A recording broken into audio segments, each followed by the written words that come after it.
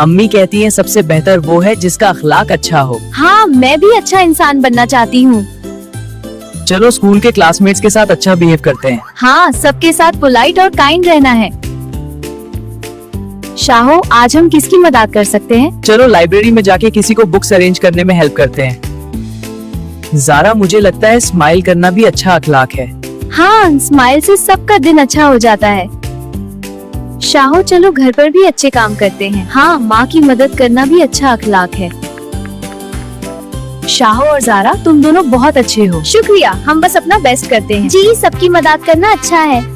मैं अपनी छोटे भाई के लिए चॉकलेट ला रहा हूँ। और मैं गार्डन में फ्लावर्स को पानी दूंगी। ज़ारा, अच्छा अखलाक सिर्फ बात नहीं, अमल भी करना चाहिए। हाँ, हर दिन अच्छा काम करके से हम सीखते हैं। शाहो और ज़ारा, तुम दोनों बहुत अच्छे हो। शुक्रिया, हम बस अच्छा रहने की कोशिश करते हैं। हाँ, काइंडनेस सबसे इम्पोर्टेंट है।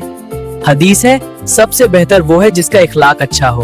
और हम हमेशा अपना बेस्ट करेंगे।